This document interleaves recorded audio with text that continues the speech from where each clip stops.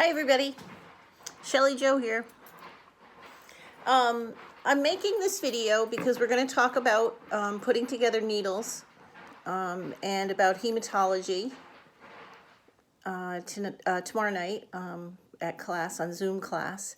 And on Thursday we're going to be putting needles together ourselves. So I thought that I would show you a video just in case you needed to review. Some people like to review what they've learned. My washing machine is on in the back, so I apologize for that. So I grabbed a few tubes, a couple of tubes here, and the vacutainer system needles that we use. They're called Eclipse is the system that we use. So here we go. It's pretty simple because it's been made, manufactured to be simple. First of all, let's review our tubes. We know that our tubes have, on the label, they have a little indication on the bottom of how much they'll hold. I don't know if it'll focus in on that, but these hold 6 mLs. And the tubes are actually vacuumed to suck 2 mLs out of the vein. 6 mLs, or whatever they're supposed to hold. If it's a 2 ml tube or 3 or whatever, the tube is manufactured to take that much blood out of the vein. The blood just doesn't flow into the tube naturally or on its own. It actually has to be sucked out. That's why we used to use hypodermic needles, where we actually had to pull back on the plunger in order to get the blood out. Now we don't need that anymore, and that's why we call these a vacutainer system. BD, again, the company BD that makes mostly all of our equipment, produces these great tubes that actually just take the blood out, but you have to use them with this whole system. So we have these tubes that are vacuum packed, right? They suck the blood out. And in the top of them is a rubber stopper underneath this little plastic colored cap, which we know indicates what we use them for. There's a rubber stopper in there. That's important. We'll talk about that in a minute. These are basically, I call them barrels. I don't know, people call them different things. They're another part of the vacutainer system, and these hold the tubes eventually. We put the tubes in here like this when we're drawing the blood. They hold the tubes, okay? So that's just a little piece of plastic that we use. We use a lot of plastic in medicine, don't we? It's a shame. Now, here's the important part. This is the needle. An old hypodermic needle had one needle that went into the patient, right? Went into the patient, and then we drew back on the plunger. The blood filled the tube, and then we stuck the needle into the test tube, and we would plunge down and inject the blood. We don't have to do that anymore because we have this vacutainer system. So how does the blood get into the tube? That's where this first sharp comes in. So if you look at this, we have a sharp on both ends. This is a sharp under this cap, and this is a sharp under this cap, or a needle. We're going to call them sharps from pretty much the whole course. So what we do when we are looking at these, we hold them in the middle. There's a spot in the middle where everything comes together. This is the safety cap, and this cap, and this cap. They all come together in the middle. And we're going to first pull off this white cap. This white cap is always the side that goes into the tube. Now, it doesn't look like there's a needle there because it's rubber, but there is actually a needle underneath this sheath, and it gets covered up. It's a rubber sheath. Now, what does that rubber sheath do? That's where this comes in. There's threads here like a screw. We take our barrel and we screw it on. Now, when we're drawing the patient and we put the tube in here, we push it into the tube. So that sharp pierces the rubber stopper, makes an airtight seal with that rubber sheath, and we have a completely vacuumed system.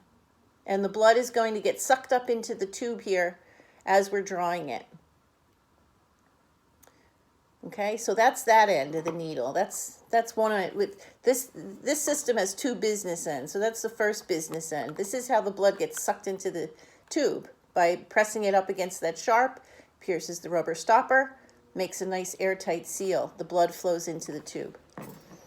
Now, we have to get the needle into the patient though, right? This is the safety mechanism on all BD needles, straight needles. We pull this back to reveal our sharp that's going to go into the patient. Now let's look at that.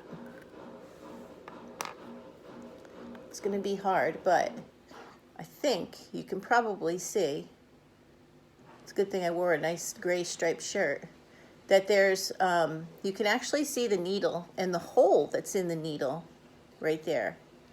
So there's the needle, the back of it, and there's the bevel of it. Can you see the difference? That's the back of it, where there's no hole. And that's the front of it, where the hole, where the blood goes through. And the hole where the blood goes through is called the lumen. The opening in the needle, the tube that allows the blood to go through, is called the needle. And different needles, happens to be a 21 gauge needle. Different needles have different gauges, they have different sizes, the lumens are different sizes, and we'll talk about that a little bit more. Let's just talk about the equipment here. So this is the part that goes into the patient, and when we draw, we always hold our needles like this, 2 fingers and a thumb. And the thumb always goes under the pink cap, and I'll show you why. We hold our needle like this, and we put the needle now into the patient. Let me see if I can do it this way so you can see. So now the needle goes into the patient. We're going to learn how to do that. It's kind of hard on my kitchen table. And then the tube goes in the back. And when we push that tube onto the sharp, it's now sucking the blood out of the patient. When we release it, we take the tube out. The blood is in the tube, and that sheath has now covered the needle, and it's ready for the next tube in case we have to get a second tube. If we're done, this is where your thumb comes in underneath that pink. So now we're done drawing the patient. Say this is the skin and the needle is in the patient. As we draw that needle out, we slide our thumb up and we click that needle shut. All of these are engineered for your safety, convenience, simplicity. It's unbelievable. I don't know how they do it. A lot of smart minds thinking about making things just right. So there's a straight needle, a 21 gauge straight needle. How do we know that? Because it's green and there's a label on it that says so. I should have showed you that before I broke it off. But there's actually a label that tells you what gauge it is. But we'll talk more about that. You're going to get used to seeing that kind of stuff. The more when we get into drawing, you're going to just do it every night. So there you have it. Straight needle set up, the barrel, the needle. This is the patient business end. This is the tube business end. Here's a little pop quiz. These dark blue caps mean that these are for heavy metals or trace elements. Now, they're both blue tops, but they have different color stripes on them. So, what color stripe would be, what additive would be in the purple striped tube? And what would be in the red striped tube? We'll talk about that when I see you on Tuesday. You can look it up if you want. You might already know it because we've talked about purple and red and what might be in those tubes. Always the stripe, almost as important as the cap. The cap is for our benefit so we can quickly choose. The stripe tells us what's inside the tube, right? All right, so I'll see you guys on Tuesday. I'm going to post this up, on Zoom, I'll see you. And I'm going to post this up so that you can review what we talk about and go back to it if you need to. Okay? Thanks, you guys.